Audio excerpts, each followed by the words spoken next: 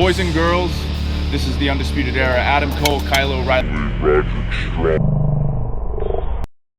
Hello, Steve. Hello, Larson. It's me, Dexter Loomis, NXT Superstar. So here's my shout out to the Going In Raw podcast. Clever name.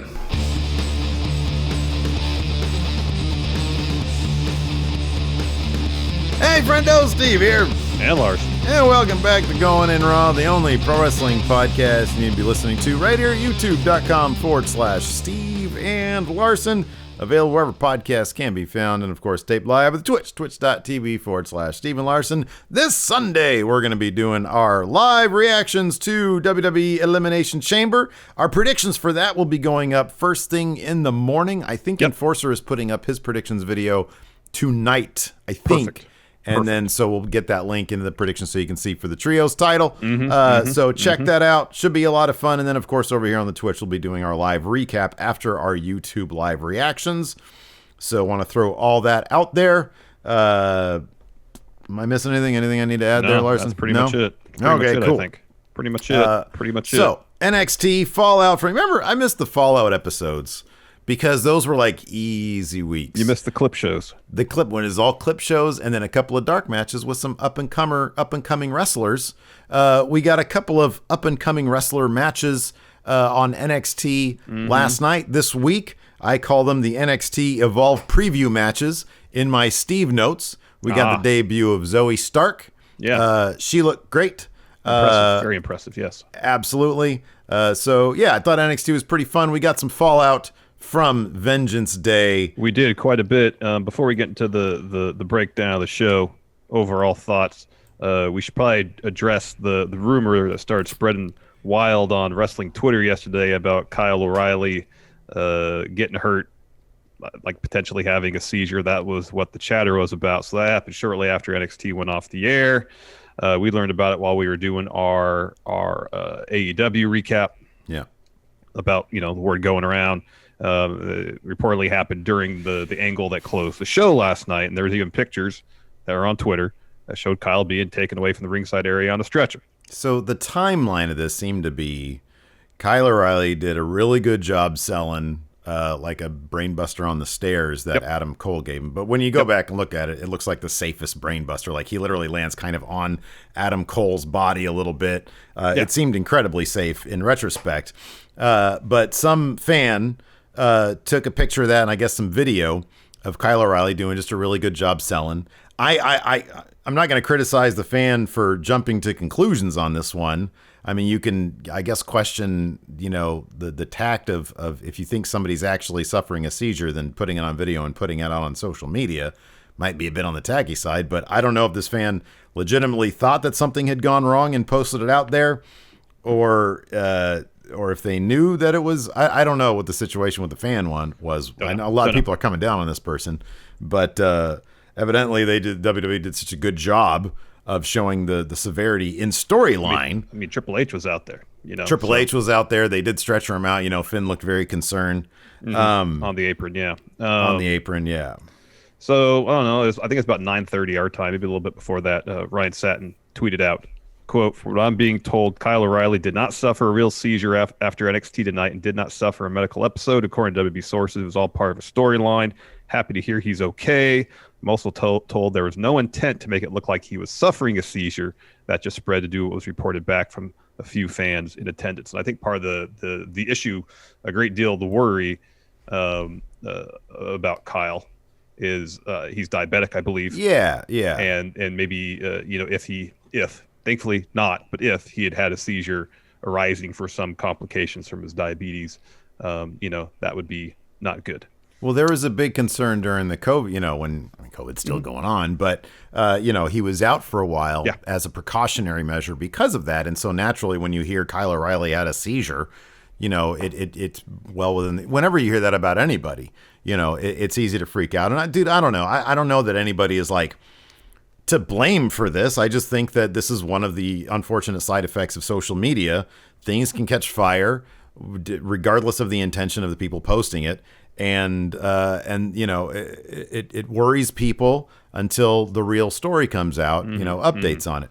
So luckily, Ryan Satin was able to get this out fairly quickly after the initial rumor got started, and everybody was able to breathe a sigh of relief. But this just goes to show that Kyle O'Reilly is a very, very much loved person in the wrestling community, and he did a damn good. They did a good job, in kayfabe, if you will, showing the magnitude of what Adam Cole did. So I have no doubt they'll probably address this on TV next week. Well, Kyle addressed it on Twitter today. Says, thanks to everyone for checking in. Your love and support truly means the world. I was placed on a stretcher last night out of concern for my neck after receiving a brain buster on the steps. Thankfully, I can move around somewhat okay today, but I may need some time to heal. As much as that hurt, it sucked last night. The betrayal was worse. Coming back from this stronger with a thirst for revenge.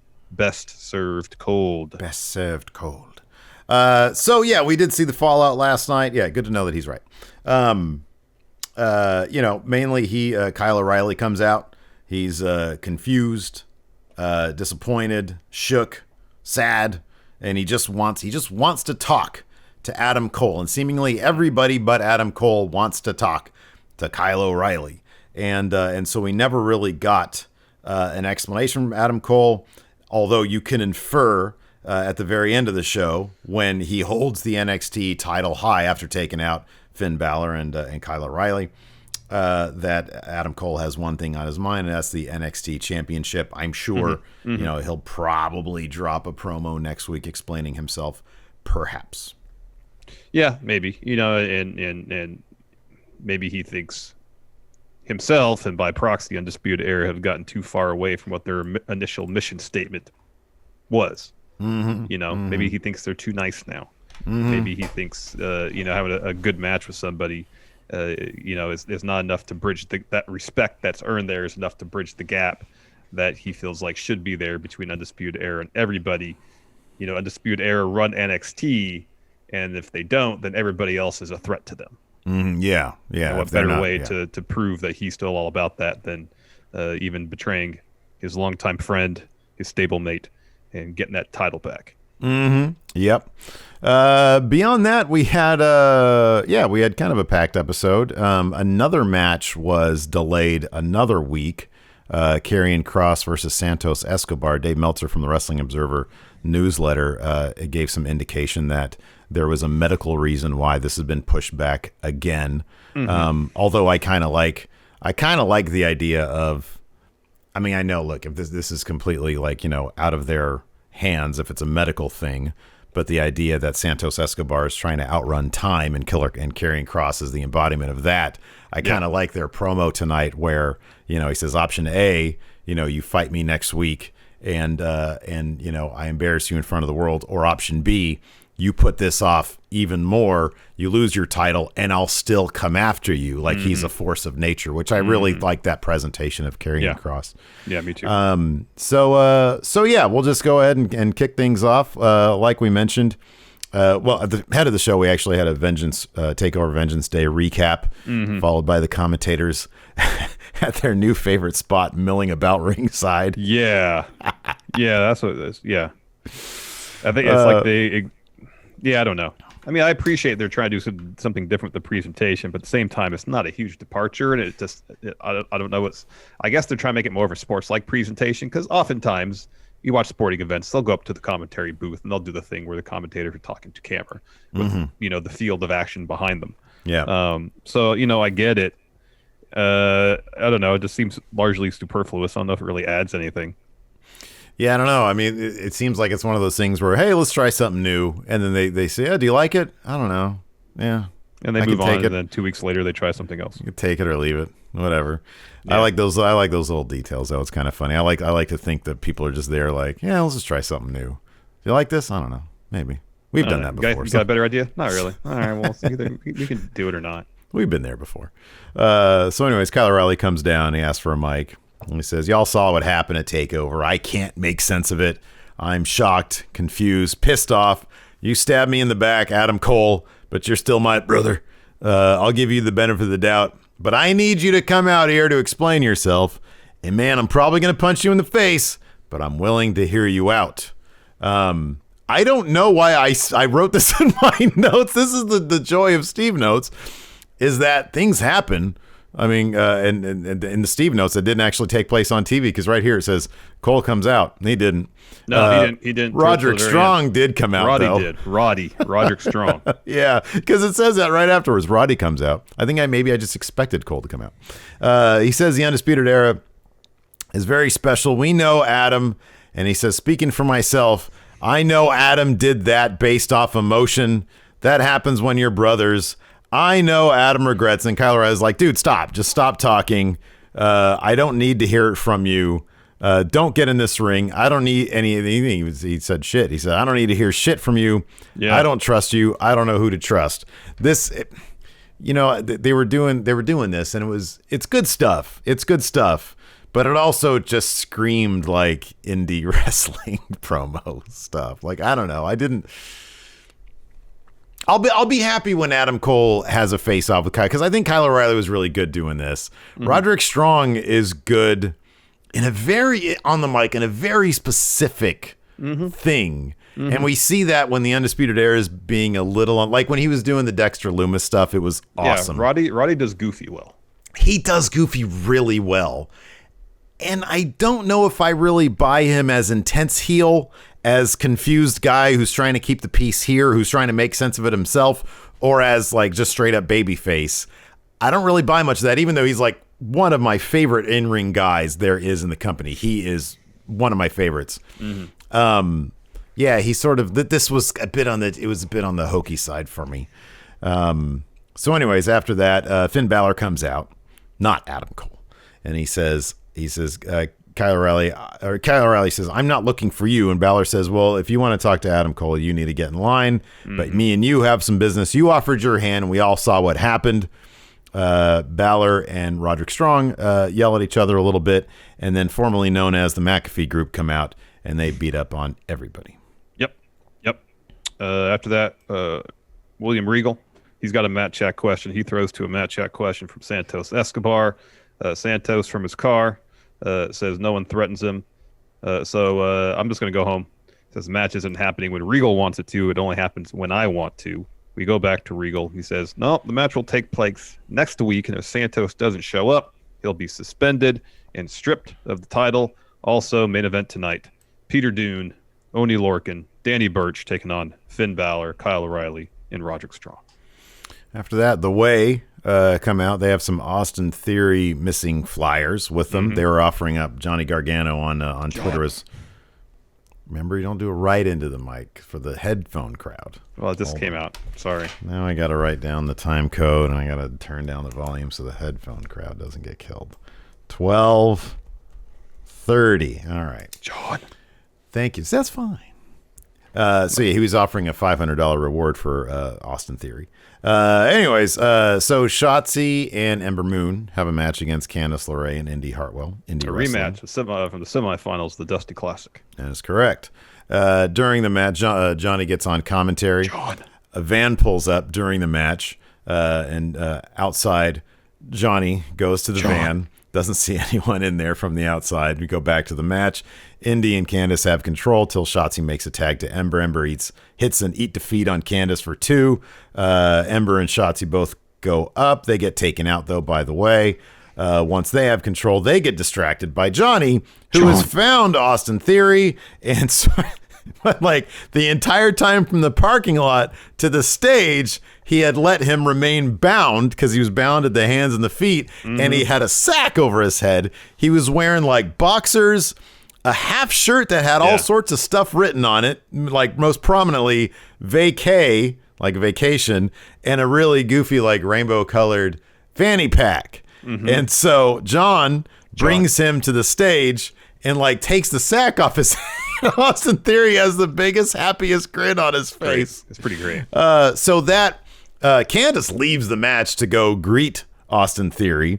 Indie Wrestling, distracted, gets rolled up by Ember, allowing her to get the win over The Way for Shotzi Blackheart. And so you watched Austin Theory's video on WB YouTube, right? Yes.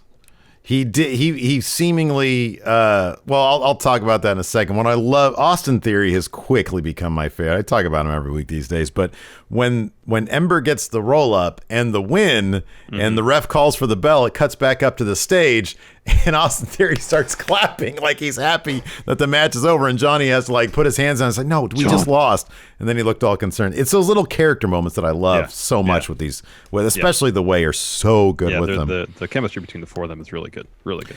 So we got afterwards. There was a parking lot interview where Austin Theory had wandered off into the parking lot, and the way caught up with him. And Johnny's like, "Dude, what are you doing? Why are you out here? It's not safe out here." And they're like, "Where have you been?" And he's like, "Oh man, I was on vacation. See, the shirt even says vacation." And they were like, "What? How long were you gone for?" Or they were like, you've been gone for like 3 days. And he's like, "Oh, really? Man, it was great. I watched like cartoons I'd never seen before, and I ate like Fruit Loops the entire time. I still have my abs though." And and Candace, they made him do earmuffs so he couldn't hear because they didn't want to concern him. But she was like, he doesn't remember anything. Like he thinks he's been on vacation. Like something happened to him. And they were very, very vague about it because I don't think they wanted to show their hand and to let the story play out next week or whatever. It was pretty amusing stuff. Everybody was very confused about what happened to Austin Theory, including Austin Theory. But he seems no worse for the wear. Yeah. Next, we had a Pat McAfee promo from a private jet, and he says, essentially, "I was right. You were all tricked into believing that Adam Cole was a nice guy. I knew he was a scumbag the whole time. The internet wrestling community was too dumb to realize it. Ooh. If you want to apologize, you can tweet your apologies to #PatWasRight." After that, we had a Kushida interview where he says he's not done with Johnny, and then pretty quickly Bronson Reed steps in, asks if he's good. He says, "I know you're not done with Kushida, neither am I. And if that means our paths are going to cross at some point, so be it." He leaves. Malcolm Bivens, who is in the background, steps in, says, "Hey, your performance Sunday at TakeOver was impressive. Even more impressive, you were in action tonight, and I've got just the perfect opponent from you." He kind of turns around and asks the trainer, "Is Kushida cleared?" And the trainer says, "Yeah." And then Bivens says, "Time to go talk to Mr. Regal." Yep. After that, I'm looking forward to Bronson Reed versus Kushida. I mean, he had sort of a passive-aggressive tone to his voice. So maybe we're going to get like a bit of an edgier version of Bronson Reed, Could big, bad dude like that. That'd be kind of cool. Just go straight up heel, man. After that, we had Isaiah Swerve Scott versus Leon Ruff in an NXT Evolve preview match. I just dubbed it that because there's word that there's a new NXT show, and I feel like these two guys would probably be at the top of the card for NXT Evolve. Oh, yeah, probably. Or they'll just remain at the bottom of the card in NXT Prime. I don't know, but I feel like they're kind of on the border of that. Anyways, a really fun match, kind of thing you'd expect from these two. Lots of really cool moves and stuff. Leon Ruff picked up the pin with like that great crucifix pin bomb. It was a really good match. It was a lot of fun. Yeah. It was a lot of fun. So after the match, Swerve, of course, beside himself, he offers a handshake.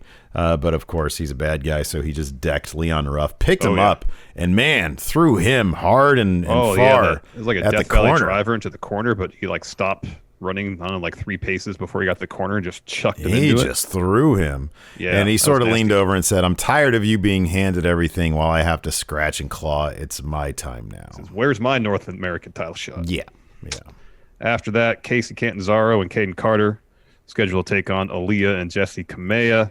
Robert Stonebrand, before the match, they had a little bit of a promo saying, "Hey, we know this isn't the real Xia Li. Whatever spell Mei Ying has cast on her, we know the Xia we know is still there. But tonight, they're focused on getting the job done against Robert Stonebrand, Aaliyah, Jessie Kamea." Match is going on. About halfway through, Boa shows up on stage to distract Kacy and Kayden. Robert Stonebrand takes advantage, gets the upper hand, isolates Kayden Carter for a bit until Kayden gets the tag to Kacy. She goes on a bit of a run, and then they hit a top rope splash, neck breaker combo to get the win. Cut back to the top of the ramp. Xia Li's up there now with Boa. So she starts walking down the ramp a bit. Kayden gets out of the ring first and is going to confront Xia Li. Kacy kind of like says, "Hold on, I got this," walks up to her, and she says, "This doesn't have to be this way." And then Xia grabs her wrist, and using like her index and middle finger, she had some paint or something on it, and leaves a mark on her hand, like 2 parallel lines. Yeah. And says, "Next week, I'm gonna hurt you. And She said, I'm gonna purge you. Oh, is that what she said? Yeah. Hurt. That's scary. That is scary. That's much scarier. So they leave, and then Kayden walks up. And he's like, what was that all about? And Kacy kind of gives her the Cliff Notes version of what happened. Yeah. That'd suck. You're just sitting there going to sleep every day for a week. Somebody's going to purge me. Yeesh. No good. After that. Yeah, I probably wouldn't sleep very well that week. Mm-hmm. After that, it's like when my taxes are coming due. After that, we had Dusty Cup trophy presentation. Beth Phoenix gave a nice rousing speech beforehand about stepping up. We got a recap after that. MSK comes out. They love having fun. They do. They're fun-loving. They call out Lorcan and Burch, and then Dakota Kai and Raquel Gonzalez. They come out, and MSK sort of, they open the ring ropes for them a little bit, being nice gentlemen. That is sort of referenced again later in kind of humorous fashion. So Beth asks the women, how are you feeling? Dakota Kai says, we feel awesome. Crushing the competition will always be on our minds, but it's moments like these that make it worth it. And then they're interrupted by the current women's tag team champions, Nia Jax, Shayna Baszler. Mm-hmm. Shayna says, you know what? On that night, you guys were on the right side of history. And then the great little moment, MSK goes to open the ropes for Nia and Shayna. And as they step through, Nia does the mad dog to MSK, and they both sort of stumble backwards. Yeah, I thought that was a nice little moment there. So Kai introduces Raquel to Shayna and Nia because they haven't met before in kayfabe. And Dakota says, this is Shayna. She ran away after Rhea Ripley beat her ass. And Raquel said, oh, the same Rhea Ripley that I beat in a last woman standing match. I'm like, yeah, same person. Shayna steps in and says, yeah, this is the same old Dakota Kai, crying and whining, scared, just like when I broke your arm. Dakota Kai says, I'm not the same person that I was, but if you want to find that out firsthand, I'll kick your head off. And then meanwhile, the camera catches MSK and Beth in the corner, and somehow they got their hands on some popcorn. It was great. And they're thoroughly enjoying the situation. I like that little bit right there. I was saying on our takeover recap that MSK is like a shot of energy at NXT, specifically the tag division that desperately needed. And I think that's evidence of it right there. You're getting very close to finger wagging at me again. I don't like the finger wag. No, I mean, more stuff like that I'll get to enjoy. And look, I'm allowed to be sour that they beat my guys, the grizzled young veterans. Yeah, get over it. Oh, wow. So after that, let's see. Raquel says, well, you guys don't run this place anymore. We do. And in 2 weeks, when we face you for those titles, we'll make sure you know that. Nia says, whoa, okay, everybody, let's just all simmer down here. I came here to honor Dusty. I'll never forget him pulling me aside and saying, you're the biggest, baddest, beautiful, badass bitch there is. And he was right. And we're the most dominant force in NXT. As they walk away, Raquel says, Dusty may have said that, but he never met me. And Shayna says, in 2 weeks, we're going to come here to your home turf to humiliate you. And as they leave, Raquel says, be careful with what you ask for, because in 2 weeks, I'm going to take Dusty's boot and shove it so far up your hole, you'll never get it out. So yep. I thought this was a pretty quality segment here. Yeah, it was pretty good. It was pretty good. After that, we get a quick shot of Kyle O'Reilly and Roderick Strong arguing in the parking lot. And then after that, we get the Cameron Grimes music video again, except this time at the end, we cut to him outside of his Lambo that he wrecked. Yeah. He wrecked his Lambo. Yeah. Oh, man, look what I done did. I'm about to go get me another one. Yeah, he said something like that. I guess these do go really fast. Yeah. Laughs it off. Completely laughs it off. Yeah. We get a quick little video package of Toni Storm attacking Io Shirai during a photo shoot. Well, the great thing about this is all done in still photos, because it was all just footage. It was all just photos from the photo shoot. So, of course, the evidence of the attack is via photographs. And then we get Kushida versus Tyler Rust. Kushida starts working Tyler Rust's arm in typical Kushida fashion. It goes up top. Rust yanks him off. He at first goes after Kushida's arms and then his neck. We come back from commercial. Rust hits a great looking axe kick to the back of Kushida's neck. Gets 2 off that. Looks for a German suplex. Kushida escapes that. Looks for a German suplex of his own. And then a dragon suplex. Rust escapes. Kushida looks for a roll up, and then Rust reverses into a sleeper. Kushida fights out. Rust transitions to like a bow and arrow type hold. Kushida rolls him up, gets a 2, goes right back to working Ruff's arm, sinks in a hoverboard lock, and Malcolm Bivens gets on the apron and effectively throws in the towel. He didn't have a towel to throw in, but he said, that's it. He stopped the match, yeah. And afterwards, he tells Russ, I needed to protect my investment. You're my investment. And Russ said to him, I could have had that one. Mm-hmm. Yep. After that, we had a roving reporter going to L.A. Knight's house, or his condo, and he answered his blue door with his blue transitions lenses and his dark blue shirt. Double blue door. Yeah, it was double blue, huh? And basically says, people say, L.A. Knight, what are you doing coming here to NXT? You might be the best NXT star ever. Because he was on the kickoff show. And he was like, what did he say? Oh, yeah, they talk about who's the hottest free agent. I'm going to claim my spot on the perch. NXT belongs to me. It's LA Knight's game. So that's going to be his thing. It's LA Knight's game. Yeah. I think. That's going to be, I don't remember him being, it's Eli Drake's game. I think he's just found a new thing. It's LA Knight's game. It's his game. Yeah. She was going to be on the other foot. That's what it should be. It should be all shoe references. Yeah. Yeah. Sometimes I get up in the morning and I think to myself, just do it. Are you going to rebuck me in this match? Or there what? You go. Dummy. I feel like my career needs a bit of a boost, an ultra boost. Oh, that's good. Yeah, as the finish is going to be called, it's going to go from the gravy train to the fly knit. Yeah, there you go. Oh, man. All right. So, any more shoe metaphors you want to throw in there? I'm fine for now. Okay, all right. Any shoe puns, rather. So anyways, after that, we had the debuting of Zoey Stark versus Valentina Forez in an NXT Evolve preview match. And Zoey Stark is really good. She is I had really not good. seen any of her matches on the independent circuit. She was really good. She's got a really aggressive style, lots of great nasty strikes, a bridging suplex, a rainmaker, a sliding knee strike. The sliding knee was great. It was awesome. Great. Yeah, and then it's like, go ahead and describe. It's like a knee strike to the face. Well, it's like a tilt-a-whirl GTS kind of. Yeah, okay, there you go. Yeah, there you go. Where her opponent starts standing and she kind of flips them around, and then as their head's coming down, knee comes up, hits them right in the face. Yeah, it's pretty great. Yeah, it was pretty After rad. That, we get a Karrion Kross Scarlett video package. Scarlett tells Santos, playing with time is not your forte. There's no time or pause button on this nightmare. And then Kross says, that's your destiny. It's already been decided. You got a decision to make. Either you show up next week, get in the ring, and Kross going to drive his arm through the back of his head on national television. Sorry. I'm sorry. I don't mean to interrupt. Wardial here says, I've heard Dexter Lumis is a good sketcher. Yeah, dummy. That's a fact of life. Sorry, I apologize. Go ahead. And then option B, if he doesn't show up, he stripped the title. Kross catches up with him anyway. There's no easy way out on this one, just the hard way. Tick-tock. Tick-tock. And then we get our main event. Yeah. Oh, God. I can tell LA Knight's going to be a thing for us, dude. It's just going to be a thing for us. Yeah. Yeah.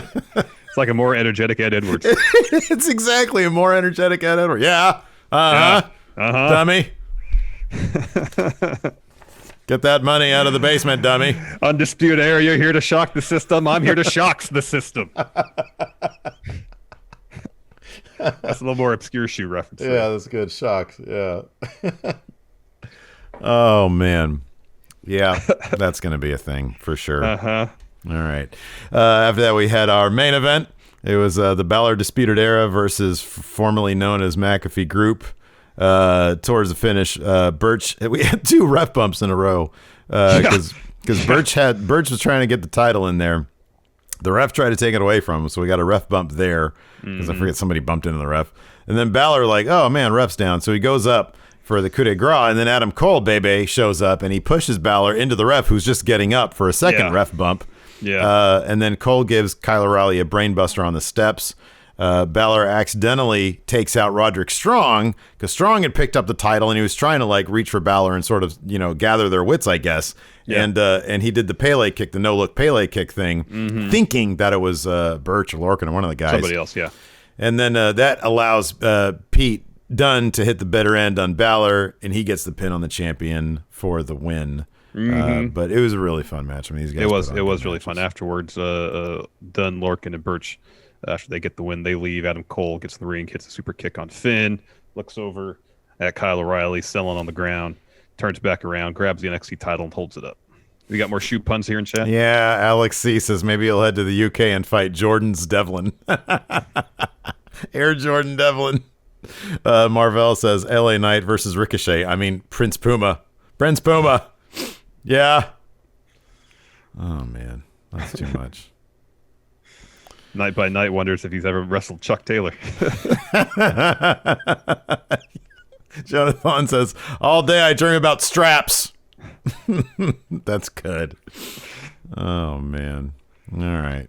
Oh, man. Let's answer some questions. Yeah, let's answer some questions. Yeah. Yeah. NXT. Alex C says that LA Knight impression is getting a little Mayor Quimby. Yeah. You got that right, dummy. I don't know. It's like it's a cross between Mayor Quimby and Stone Cold Steve Austin. Mayor Quimby. Stone Cold. Yeah. It's just energetic Ed Edwards. That's what it is. Yeah. Alex C says, you think Loomis was showing Theory mind-washing stuff, Clockwork Orange style? Yeah, I mean, you sort of get the hint that there was a little bit of brainwashing going on there. That's potentially the thing. All right, stop the presses. We got we got an update. NASA's Perseverance is safely landed on Mars. I saw that while you were talking about the main event. I earned the Kross thing. I was looking at the video of it. Congratulations, NASA. Congratulations, Perseverance. Yeah, I'm on Mars now, dummy. Night by night.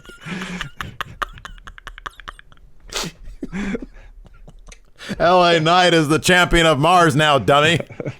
Yeah. Yeah. Yeah. And that's not just space, that's a fact of life. This isn't a space jam.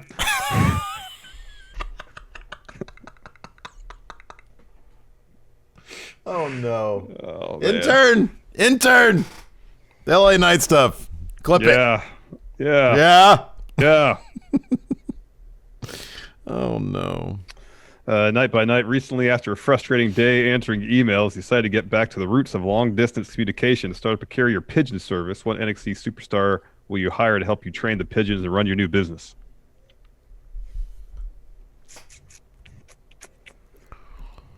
I'm going to say Dexter Loomis. He has established himself as a master of nonverbal communication. Yeah, right. That's a good one. One. So in terms of relating to these pigeons, training them, I think he would be the one to talk to. Yeah, okay. I know he's not NXT anymore, but like, I get it in my head that Damian Priest could be a pigeon guy.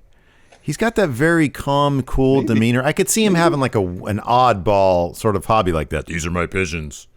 Hey, beautiful. And then he goes... Yeah.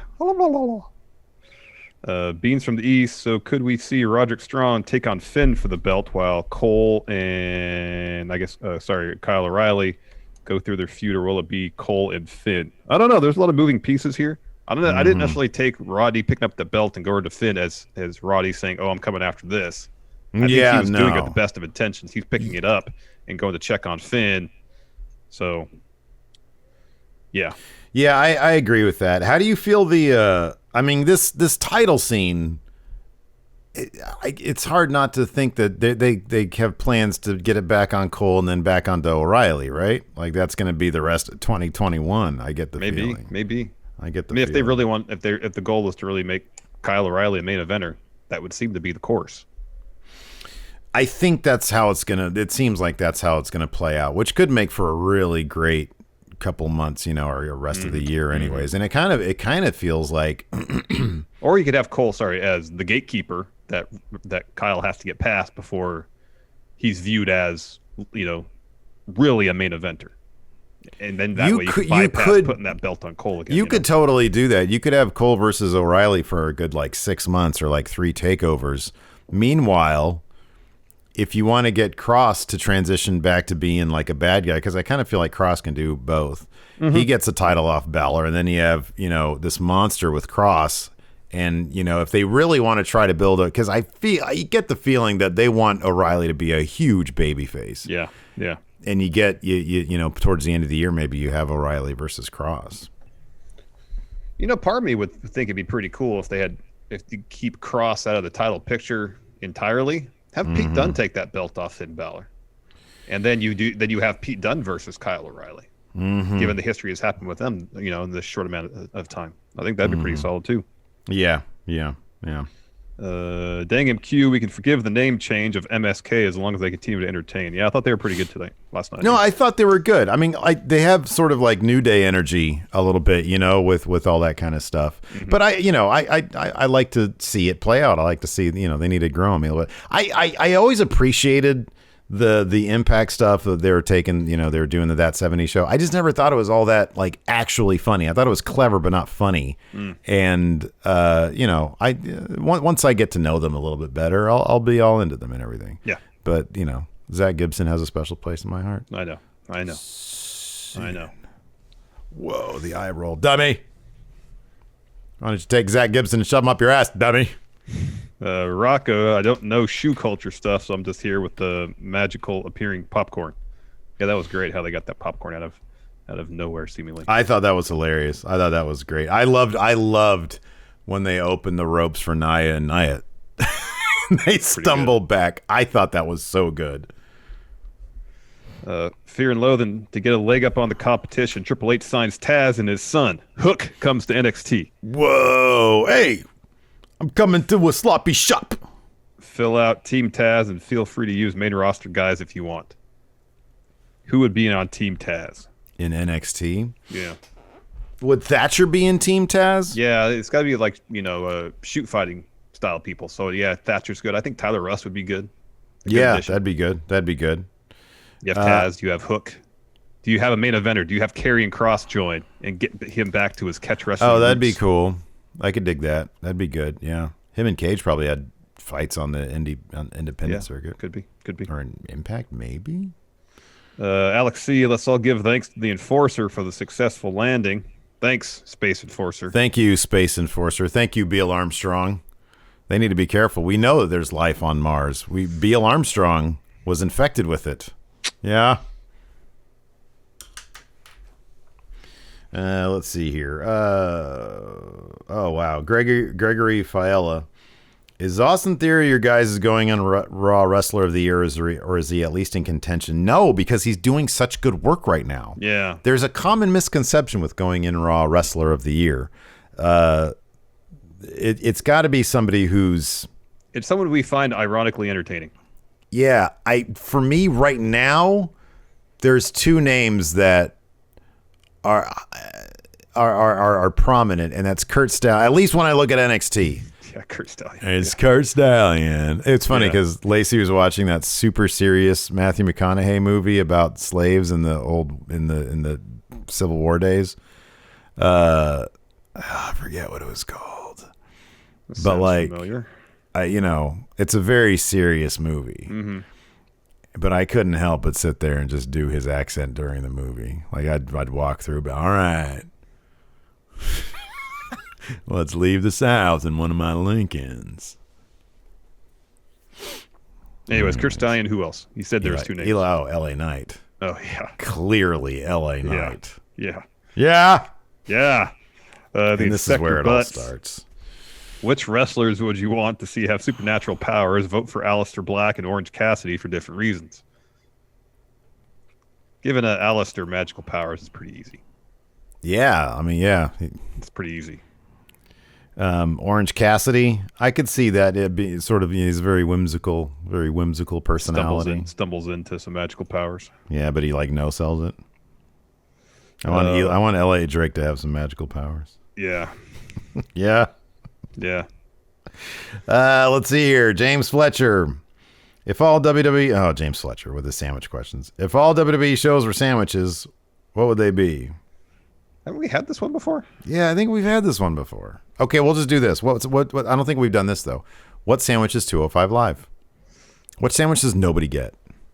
You go to Subway. Let's just go to Subway. What sandwich does nobody get there? I don't know. What's the one that's kind of like the bottom of the menu?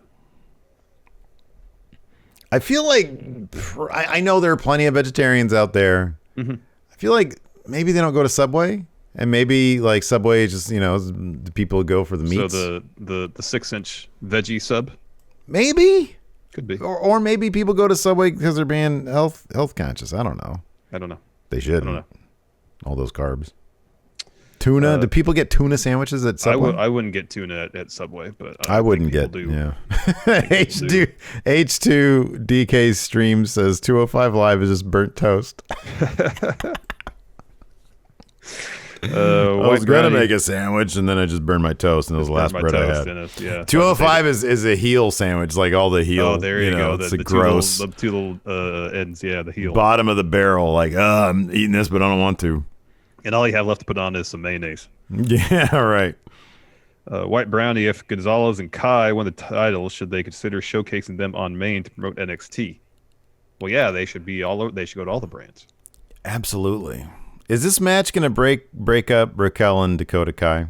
It's going to break up. It's going to break them up, I think. Yeah, what we thought was going to happen at the finals of the Dusty Classic is going to happen. Because Dakota Kai is going to be so, and it's actually really smart. I wouldn't have given WWE credit for doing this. It's a really smart move to have this match, and I wish I had the foresight to know this or to think about this, but Dakota Kai losing that match because she's so obsessed with Shayna's history with her, because WWE generally doesn't reference history. And when they did, I was like, oh, wow, that's a rarity. Well, I mean, it happened not on main roster, but in NXT. That's why I know. Stevens J says it took 0.01 seconds for this already is my favorite impression. You both do. Yeah. Alex Foster has a question. How would you guys bring back Kona Reeves and develop his character, dummy?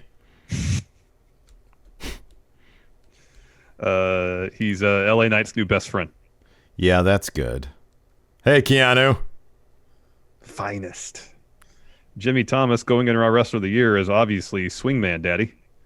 Johnny Swingman. Again, he's too good. There's nothing ironically enjoyable about him. He's hilarious. I'm just trying to do something. So with Lana and Naomi waiting in the wings, is Nia and Shayna a shoo-in to win? Oh yeah, they're gonna. Yeah, win they're gonna win that. They're gonna win the other. James Rodriguez has a really good question here. How sad are you gonna be when Adam Cole or Kyle O'Reilly gets a new theme and it's not nearly as good as the Undisputed Era's theme? Are they gonna mothball the Undisputed Era's theme, Larson? I'll be honest with you. When I first heard the Undisputed Era theme, I didn't like it. Yeah, sure. This is just NWO music. It's not that good. Yeah. It grew on me. It grew on me pretty quick, though. I remember it was really shortly after that. I was like, because even the name, I was like, that's a mouthful, Undisputed Era. And then once they started showcasing their chemistry. By the way, big recommendation. On the network, they got Evolve 1 from 2010. Yeah. It is hilarious. There's a baby Adam Cole in there, baby Kyle O'Reilly, baby Bobby Fish, they're all in there.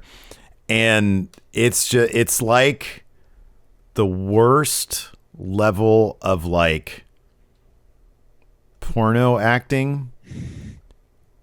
Like Jimmy Jacobs is in there. Mm-hmm. I mean, they're all new and they're all starting their craft. So you can't expect it to be good. The wrestling's all immediately good. Like Ricochet's wrestling is like immediately amazing. Yeah. And all the first match is O'Reilly versus Bob Fish, and they're all really good wrestlers. But finding their characters in this brand new thing that they're doing, it's hilariously. It's so bad it's entertaining to watch. Mm-hmm. Thurgood, Confused Cowboy is going in Raw Wrestler of the Year. He's up there for sure. He's up contender. there. That's a strong contender right there. Yeah. Jonathan, is there a shoe equivalent of a small yay? That could be Kona Reeves' new relationship with LA Knight. I believe the term is sneaker plug. Oh, really? Goes out and procures shoes for you. Mm-hmm. Yeah.